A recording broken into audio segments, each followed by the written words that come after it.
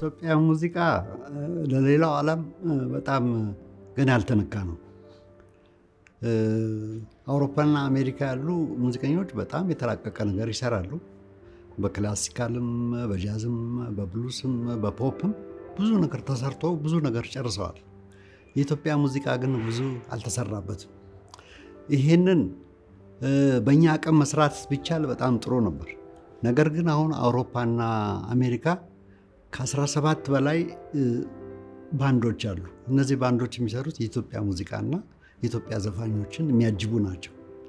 ይሄ ለምን ሆነ ብለህ ብትል አዲስ ነው፣ ለጆሮ አዲስ ነው። ሰው ይሄንን በሚሰማበት ጊዜ ግራ ይገባዋል እና ገና ያልተበላ ቱባ የሆነ ባህል አለን፣ ሙዚቃ አለን፣ የተለያዩ ቢቶች አሉ። የብሔር ብሔረሰቦችም ሙዚቃዎች በጣም የተለያዩ ናቸው። ይሄ ኳየር የሚባለውን በዓለም አቀፍ ደረጃ ሲሰራ እንሰማለን። ነገር ግን በሀገራችን ያልተማሩ ሰው ሙዚቃ እውቀት የሌላቸው በባህል ብቻ ተነስተው ኳየር የመሰለውን ነገር አንደኛ፣ ሁለተኛ፣ ሶስተኛ፣ አራተኛ የሚሰሩ አሉ። በምት አንጻር ደግሞ ስናየው በተለይ በዚህ በደቡብ በኩል ያለው ምት የአፍሪካኖችን የሚያስንቅ ብዙ ስራዎች አሉ። እነዚህን እንግዲህ አውጥተን በዓለም አቀፍ ደረጃ ማስተዋወቅ የኛ ድርሻ ነበር። ግን ይህንን ድርሻችን እንድንወጣ የተለያዩ ድርጅቶች መደገፍ አለባቸው። የሙዚቃ ትምህርት ቤቶች እዚህ ላይ ደግሞ ትኩረት አድርገው ወጣቶች እዚህ ላይ እንዲሰሩበትና እንዲማሩ መደረግ አለበት። በዚህ አንጻር እንግዲህ አሁን ከድሮ የተሻለ በዓለም አቀፍ ደረጃ የሚሰሩ ብዙ ሙዚቀኞች አሉ ከሙላቱ አስታጥቄ ጀምሮ።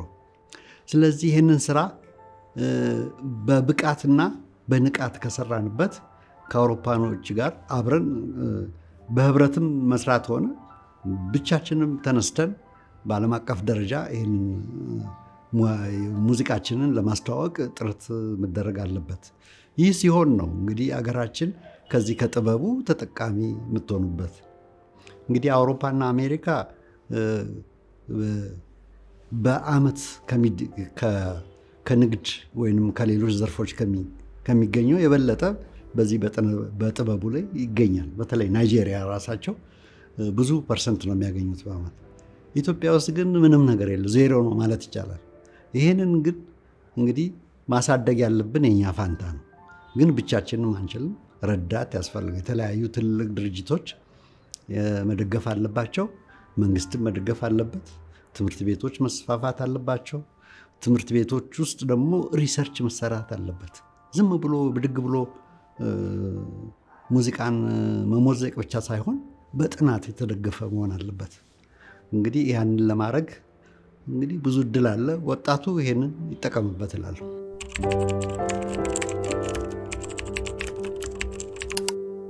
ይሄ የቆየ ታሪክ ስለሆነ አሁን ብዙዎች የረሱት ነው።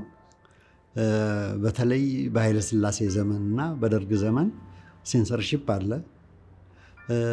ግጥሙም ይታያል፣ ዜማውም ይታያል።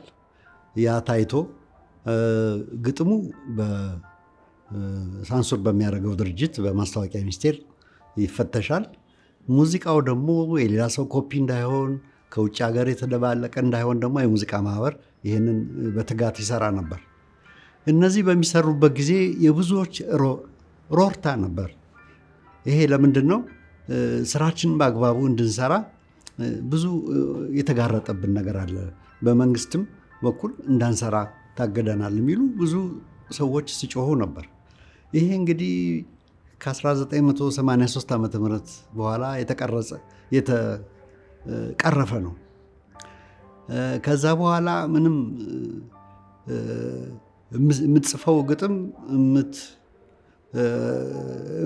የምትጽፈውም ሙዚቃ የሚያርምህ የለም። እንደዚሁ ግርድፉ ይወጣል። ግን ይሄ በአንድ በኩል ችግር ያስከተለው ምንድን ነው? ሁሉም አላዋቂ ሁሉ ተነስቶ ሙዚቀኛ ነኝ ይላል።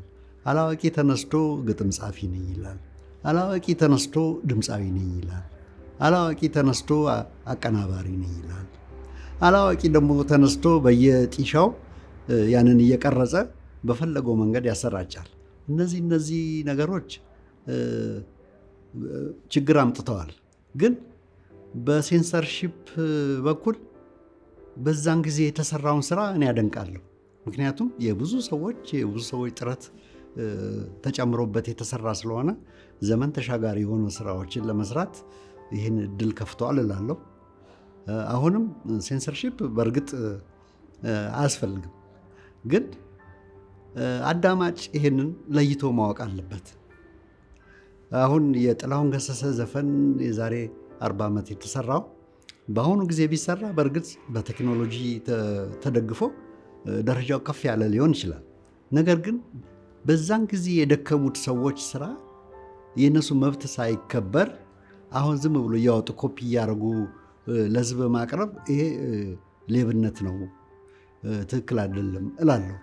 እና መሰራቱ ቢሰራም ግን ፐብሊክ ጋር እየቀረበ ይህንን ከዚህ በፊት የነበሩትን ሰዎች ስም እየተሰረዘ በአዲስ ስም መጻፍ ተገቢ አይደለም። እንግዲህ ይሄ እንደ ሴንሰርሺፕ መለየት አለብን የሚለውን ነገር እንዴት እንደሚሆን ባላቅም እና የሰው ስራ ገልብጦ መስራት ወይንም የአገርን ዝናና ክብር የሚያጎድፍ ስራ ደግሞ መሰራትም ደግሞ የለበትም። ስለዚህ ሴንሰርሺፕ ባይኖርም ራሱ በግሉ ሴልፍ ሴንሰርሺፕ መኖር አለበት እላለሁ።